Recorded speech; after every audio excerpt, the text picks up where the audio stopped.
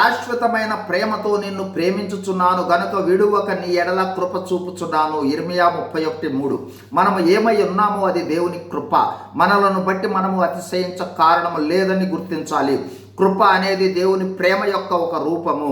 దేవుని ప్రేమ శాశ్వతమైనది, షరతులు లేనిది, హద్దులు లేనిది, పక్షపాతము లేనిది, పరిమితులు లేనిది. దీనినే అగాపే ప్రేమ అంటారు. ఈ ప్రేమకు సాటి అయిన ప్రేమ మరొకటి లేదు.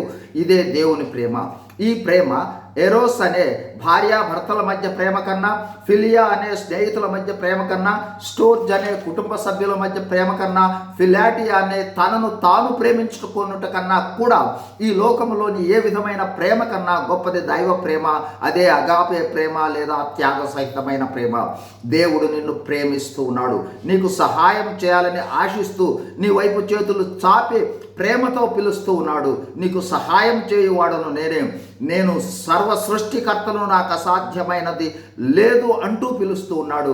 ప్రియ సహోదరి సహోదరుడా, నీవే పరిస్థితుల్లో ఉన్నా, ఎంత ఘోర దుస్థితిలో ఉన్నా, మానవులందరూ నిన్ను విడిచినా, ఏ విధమైన భయంకర పరిస్థితుల్లో, వ్యాధుల్లో, సమస్యల్లో ఉన్నా, కష్టాల్లో చెప్పుకోలేని పరిస్థితుల్లో ఉన్నా, నిన్ను ప్రేమించేవాడు, శాశ్వతమైన ప్రేమతో ప్రేమించేవాడు, నీకు అతి సమీపముగా ఉన్నవాడు, నీతోనే ఉన్న దేవుడు. ఒక్కసారి ఆయన వైపు చూడు. నీతోనే ఉన్నాడు. ఆయన నీకు ఏ షరతులు లేకుండా సహాయం చేస్తాడు. అయితే దేవుని ప్రేమ పొందాలంటే దేవుణ్ణి విశ్వసించాలి. ఆయన కృప కొరకు వేడుకోవాలి. ఈ వాక్యాన్ని జాగ్రత్తగా గమనించండి. ఎఫెసీ 2:8. మీరు విశ్వాసము ద్వారా కృప చేతనే రక్షింపబడి ఉన్నారు. ఇది మీ వలన కలిగినది కాదు, దేవుని వరమే. అంటే విశ్వాసం అనేది వరము. అది దేవుడివ్వాలి. మనం అనుకునే విశ్వాసం కాదు. దేవుని ద్వారా దేవుని మీద కలిగే విశ్వాసం. దీనికోసం దేవుణ్ణి అడిగితే దేవుడు ఇస్తాడు. మరియు దేవుని కృప యొక్క రూపమే యేసు ప్రభువు. బైబిల్లో యేసు ప్రభువును దేవుని కృప ప్రత్యక్షమైనట్లుగా చెప్పబడి ఉంది. యేసు ప్రభువు అంటే కృప. ఈ కృప కూడా మనకు వరమే.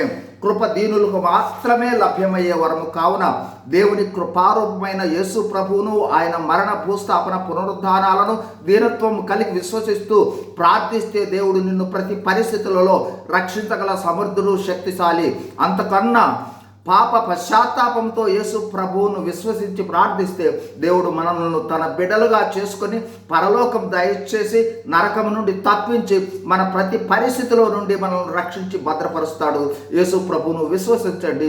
దేవుని శాశ్వత ప్రేమకు పాత్రలు కండి. God bless you. Thank you.